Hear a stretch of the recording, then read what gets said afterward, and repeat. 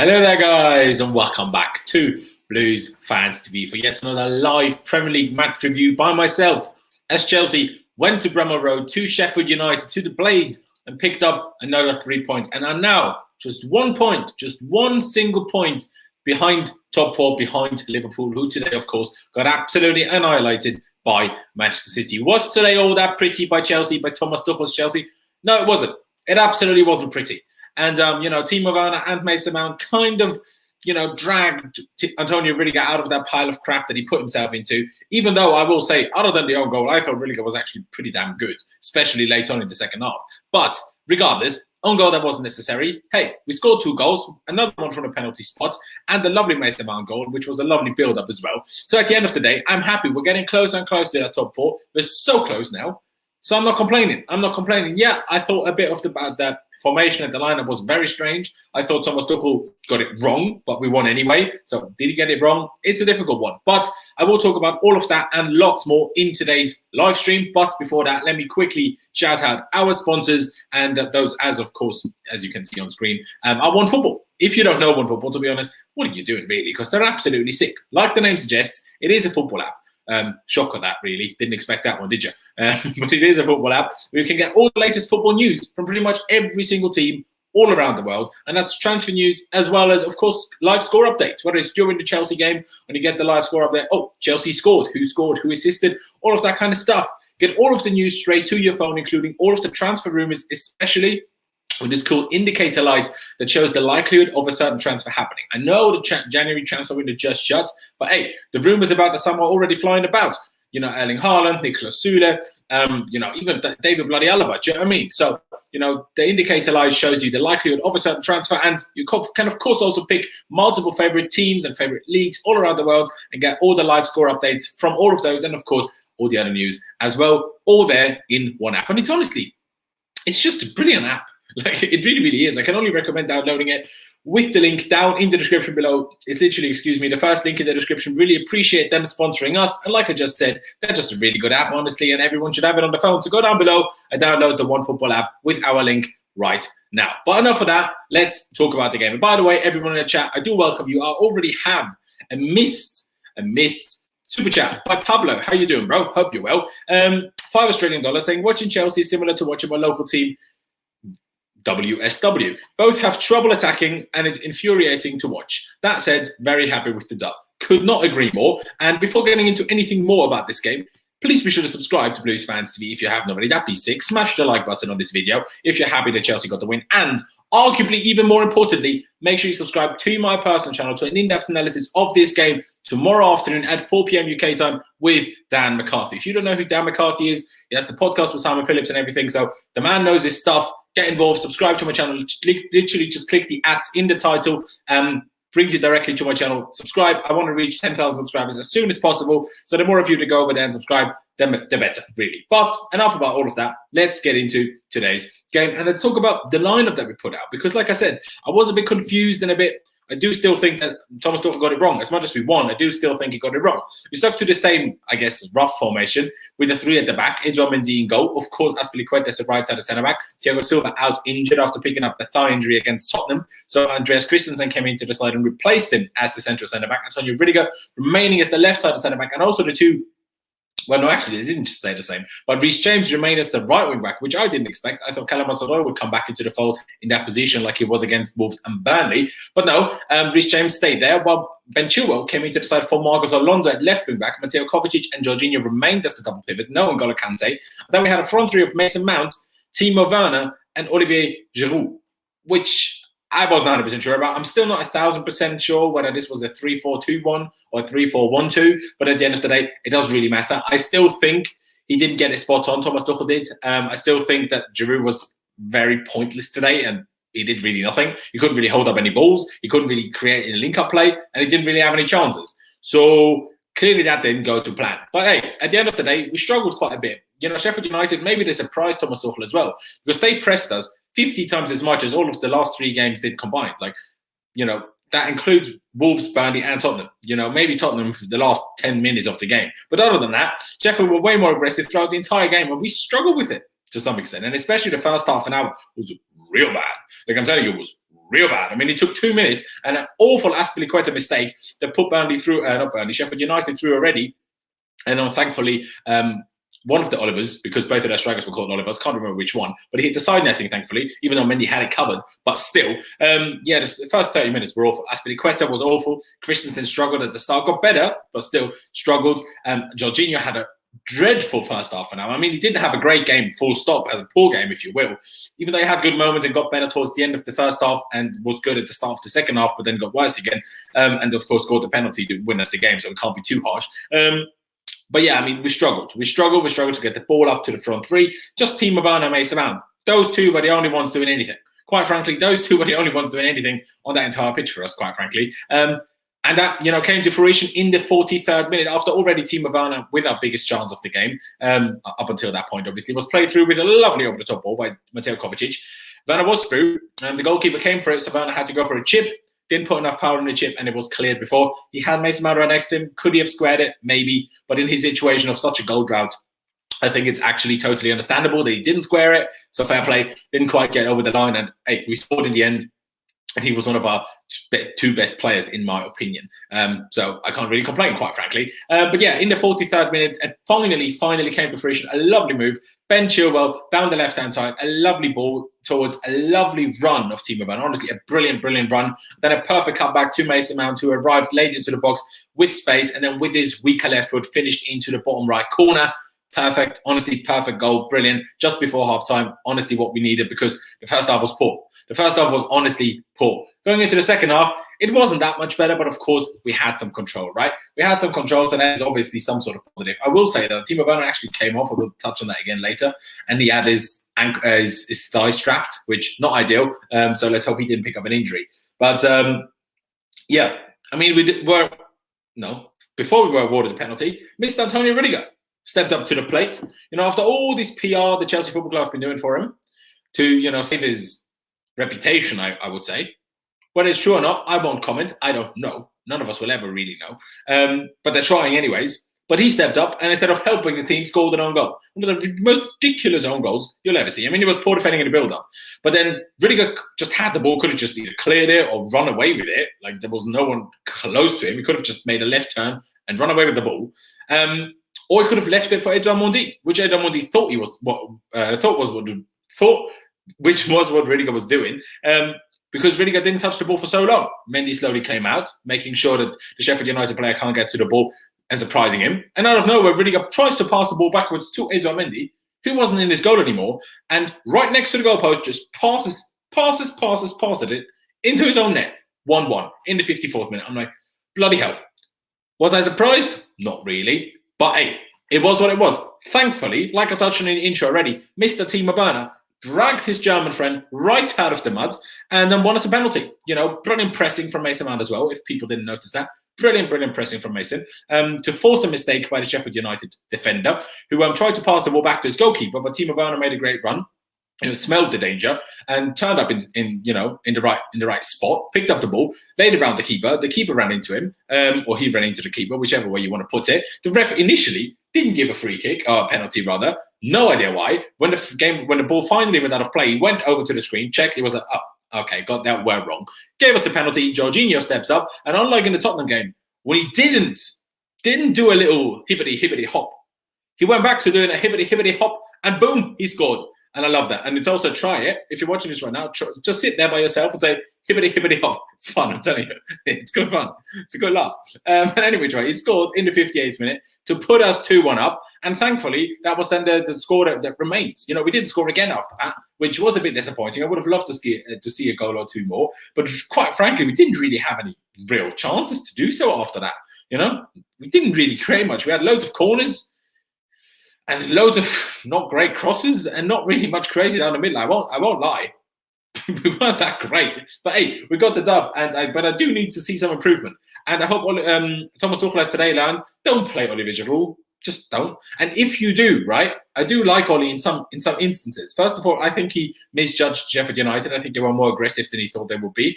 But also, if you do, play some of the tricky wingers around him. Christian Pulisic wasn't even in the squad today. Still not confirmed as to why that was. Maybe it has been while I've been live here, but As far as I'm aware, it has not been confirmed why he wasn't live. Obviously, some people are making the joke, it's because of Super Bowl. He's American, so, give him the day off. Fair enough. We won, so why not? But Callum Hudson-Odoi didn't start either. I touched on it already. I thought he would start a right wing back. Obviously, Kai Havertz wasn't yet in the squad. Hakim Ziyech an unused sub again. So if you're going to play Olivier Giroud, you need more tricky players around him. Not a Werner, who actually had a really good game today, honestly. You know how critical I am of Timo Werner very regularly, but he was brilliant today. In my opinion, a close second in terms of man of the match behind Mason Mount, just because Mason scored, and also, of course, and this finishing is always the most tricky part. Timo Werner can tell you all about that.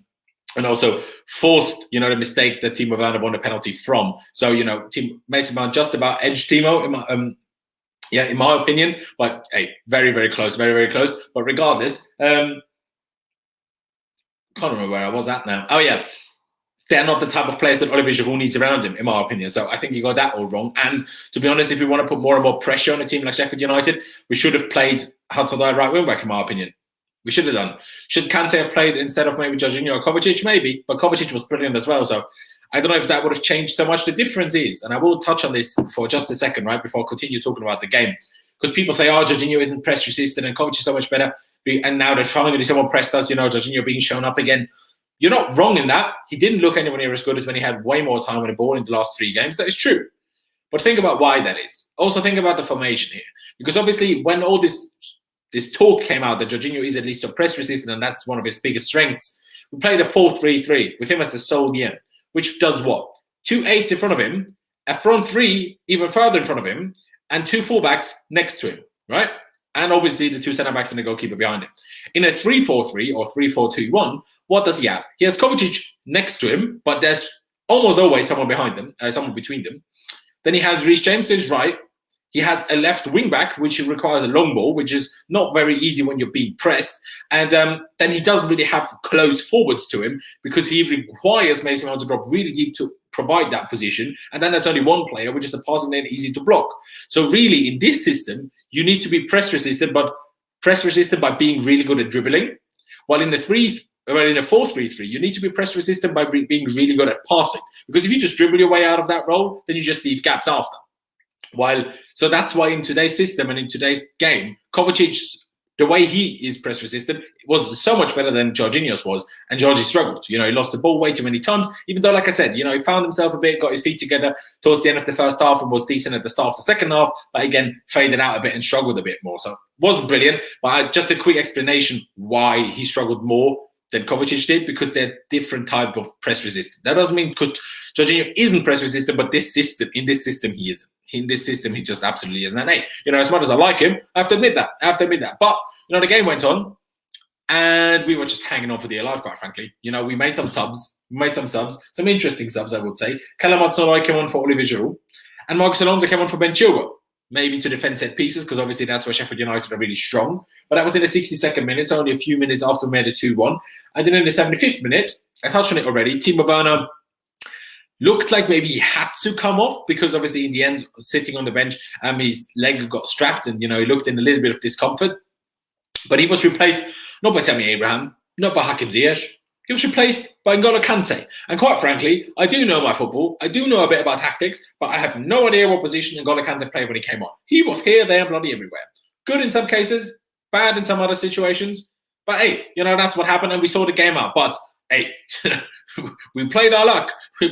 Sheffield had their moments. They had their moments, and that's when Antonio Rüdiger really stepped up. I mean, once McBurney, I think it might have been, ran through literally 5 more players. Jorginho, Kovacic, Alonso, and Rüdiger. But then Rüdiger was like, oh yeah, already scored an own goal. Let me make up for that. Brilliant slide tackle to block it. Even ended up in a goal kick for us. So that was great. And then he had 2 blocks back-to-back, blocking Sheffield United shots, which probably would have been fairly comfortable saves for Mendy, but you can never be certain. And especially if he gives it a bad deflection, that's real bad. But he managed to block them properly, block them back out of the 18-yard box. So he did well. As much as he scored a really bad own goal, it really shouldn't happen. Hey, sometimes bad, crazy things happen. I'm an Austria fan. We once played, I think at Malta or something, and David Alaba scored even a more ridiculous own goal than Antonio Rüdiger did today. Hey, does that mean he's a bad player? No. Does that mean Antonio Rüdiger is a good player? Also no. But still, he was good for the last, especially half an hour. But I thought overall in the game, he was probably our best centre-back, to be honest. I mean, Christensen didn't have the mistake in there, but if we disregard the mistake, Christensen was bad for the first 20 minutes, half an hour. After that, good.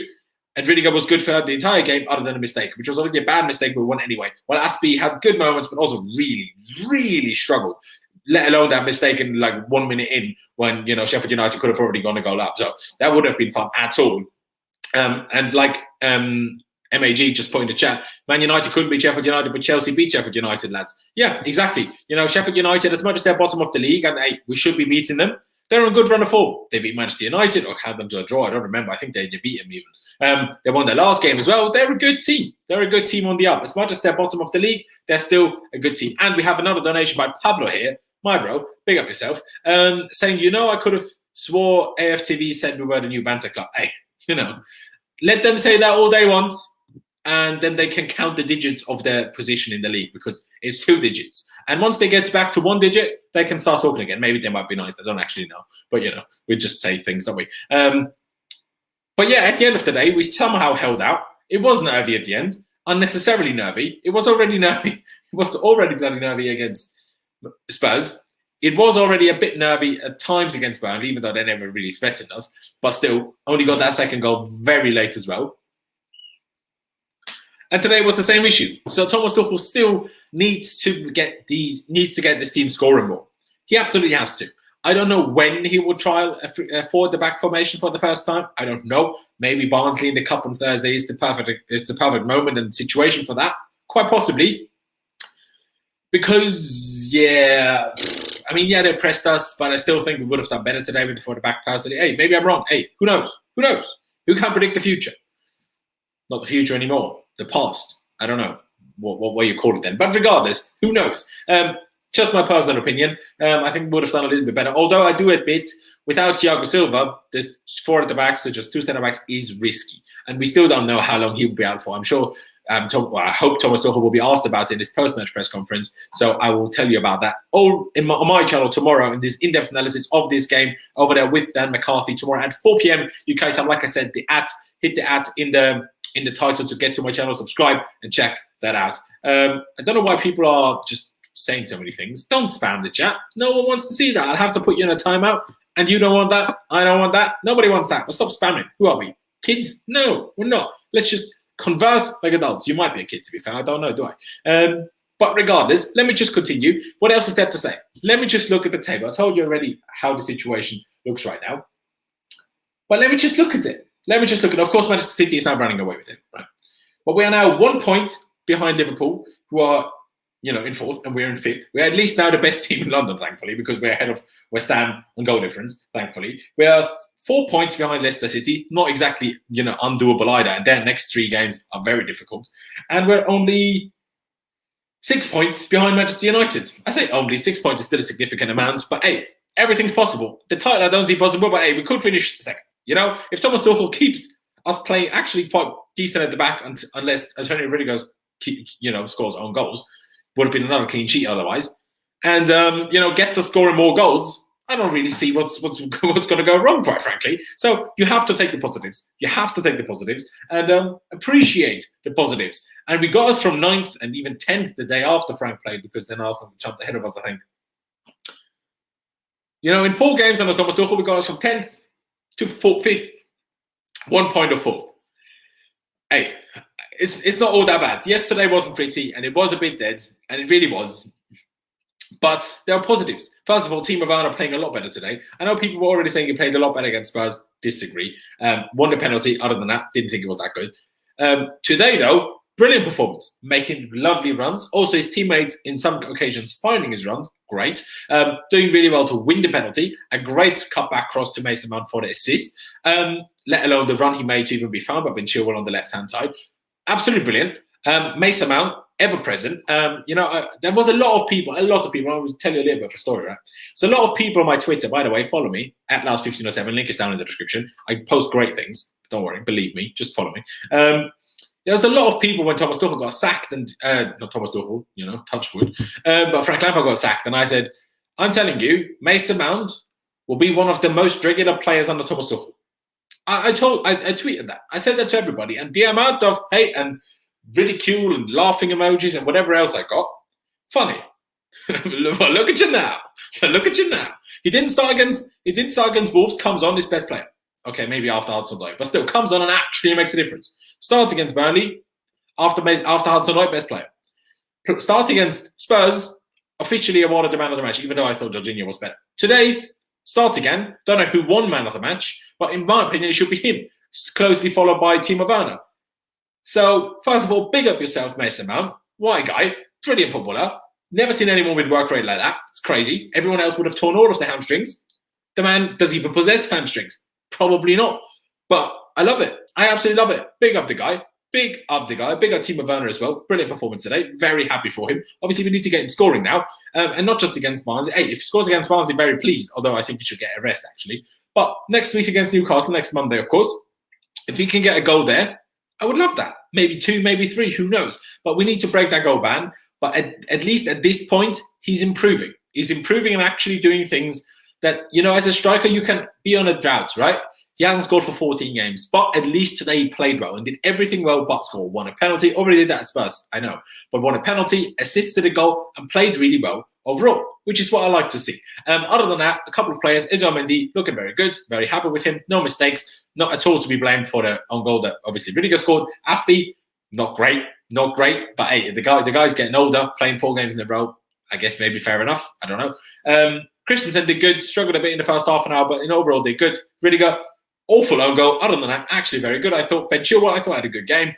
Did decent, wasn't really beaten defensively at all. I don't remember. Maybe I'm wrong, but I don't remember. And he did really well to find Timo Werner in the build-up for our first goal. He don't really understand fully why he was subbed off for Marcos Alonso, but maybe it was in terms of just adding a bit of extra height to defend set pieces. And in the end, from that point onwards, we didn't concede anymore, so I guess it worked.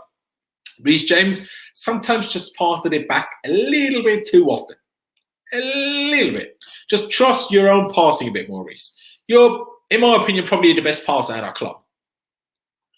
Bit of an outrageous statement. I know Jorginho and Billy Gilmore probably have a couple of things to say about that. But I reckon it's a Mason Mount. Actually, no, I haven't Mason Mount. But still, Reece James is certainly up there. And he doesn't trust his own skill sometimes. Same as trying to go past people. He has a little bit of pace, and he has the strength to go past people. So try it, bro. Just try it, and he'll be lovely. He'll be absolutely lovely, and I love it. Jorginho, like I said, not his best game, but still scored a very, very, very good penalty goal. But like I said already, try saying hibbity hop. It's quite fun. Kovacic, though, he was great. Lovely pieces of dribbling, lovely passes, over the top ball to Timo Werner, which Timo could have done a bit better with in the first half and maybe scored. Right. Honestly, brilliant performance of Mateo Kovacic. Fair play. Hats off. No complaints from me. Maybe he should even be a shout for man of the match, to be honest. Could make that case. Other than that, Oliver Giroud, like I said, barely saw him. He defended a couple of moments quite well when we had to defend set pieces, so credit to him for that. But then he just wasn't involved. He didn't get any balls, and when he did, he lost the header and definitely couldn't hold it up. So he really wasn't great. But hey, Tuchel got it wrong, but hey, the man's been in charge for 4 games, and we still won. Out of 12 possible points, we've now picked up 10. We jumped from 10th to 5th at 1 point of top 4. Okay, had we beat Wolves, we would already be in the top 4, you could argue. But I hope, who knows, maybe Liverpool wouldn't have lost as many games in between then. But I will say this, though. The fact that Liverpool went unbeaten at Anfield for 3.5 years, and then man actually thought there was going to be our unbeaten record at Stamford Bridge of 86 games. For them to go and lose 3 consecutive games at Anfield Road, it's the most ridiculous thing I've ever heard in my life. It's quite funny. I actually want to know if anyone knows that, put it in the chat or something, or tweet me, like I said, Matt, at last1507, link is down in the description. The stat, when did Chelsea last lose 3 consecutive Premier League home games? Have we even ever? And Pablo, I won't do player ratings today. I will do player ratings after the Barnsley game, probably. We'll do probably. So check out that. Won't be doing that today. I'm busy. But I really do appreciate every single one of you that has tuned in. Like I said, tomorrow on my channel, in-depth analysis of this game with Dan McCarthy. If you don't know him, maybe you know him off Twitter, Mucker Sport. Obviously, he does the podcast with Simon Phillips and all sorts. Great guy. He's a coach, knows his stuff, been a footballer, really, really knows his stuff, has a few insights and a bit of inside knowledge as well. So you definitely won't want to miss that. Subscribe to my channel, hit the @ in the title to get to my channel, or the link is also further down in the description. Subscribe to that. That'd be brilliant. Subscribe to Blues Fans TV if you haven't just yet. And by the way, if you have anything else to add, Just put it in the chat next. Put it in the chat and I will quickly answer it. If you want, use the super chat function, of course. But yeah, subscribe to Blues Fans TV, smash the like button. That'd be massively appreciated. That helps us put these videos out to more people. Let me actually check. How many likes do we have? 100 likes, even though we have 300 people still watching. We were at 400 already. But only 100 likes. What are you doing? Go down below and smash the like button for me right now. Like right now. And if you don't have a Google account, it ain't no excuse, bro. It ain't no excuse. Make a Google account. Takes about 30 seconds. And then you can smash the like button and subscribe to my channel. And Blues Fans TV. I want at least, come on. How many people are watching? Still 285 people. I want at least 150 likes right now, if not 200. But at least. Ziyech, fair point. Yusuf TV, I will touch on that. Hakim Ziyech, again, remained an unused sub. What is that situation? I don't know. I think you have to give Tuchel that bit of credit. I don't know why he's not starting, but the reason why he's not bringing him on is because the way the game was. We needed a bit of pace on the break, hence why Callum came on. And then we weren't 3 or 4-1 up, but 2-1, hence why we needed to bring some extra defensive solidity, hence why Kante came on rather than Ziyech. So that's the reason why he didn't come on. But other than that, I don't know. It's an interesting one. I said this when he joined. I think he could be the biggest loser under Thomas Tuchel. We'll see. It's our team, Myro. How you doing? Says Timo has the most assists and the most penalties won in the league. But do we count his penalties as assists or do we not? Let me know, because that makes a difference. I personally don't. Bro, Ben Chilwell. Yeah, well, I mean, yes, but also no, because the own goal was really bad. But I still thought, other than that, it was actually good. So, hey, we are missing Thiago. Of course we are. I mean, Thiago Silva, I just hope he's back as soon as possible. I don't know anything about it yet, but hey, at the same time, our team said, no, we don't. So big up yourself, Timo Werner. But the problem was he hasn't done that enough recently. You know, we know he was good at the start of the season, but then he just dropped off. Ziyech's best playmaker is in reserve off. Don't know what that means, but anyway. He's the best playmaker, you could argue, but he also has the least pace of any of our forwards. And that's, well, bar Giroud, obviously. But that's why he's not playing. It's as simple as that. That's why he's not playing. You know, he doesn't lack intensity. He isn't lazy, as some people think. He's just not that fast. What can I do? And why Pulisic wasn't in the squad today, I don't know. I have no idea. Presumably injured. Check my phone. My girlfriend said check my phone. I will check. Timo Werner says he got a dead leg from the penalty collision. He asked to come off. Well, that shouldn't be too bad. A bit of a dead leg, should be fine. Probably resting for Barnsley, but should be fine for Newcastle, which is great. And yeah, Kai Havertz, he obviously picked up a small injury ahead of the Tottenham game. He is back in full training. Zuma was on the bench today, thankfully, who of course also had a small injury. But I presume that Kai Havertz will be back and probably play against Barnsley. And was just left out today as a precautionary measure. Maybe I'm wrong, but hey, who knows? He wasn't. Well, I don't really know. But anyways, Mount, Jovetic run the show. I'm not sure about the Jovetic one today. Jorginho struggled. But anyways, Pulisic is not injured. Well, who says that? How the flip you? All right, I've already checked. Oh, okay. Christian Pulisic news, ladies and gentlemen.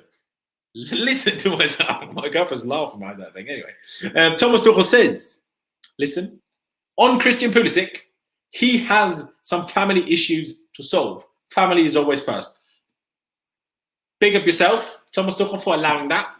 You also have Ruben Neves, who missed the birth of his own daughter because his wife is in Portugal. And then we're saying Pulisic family first and that.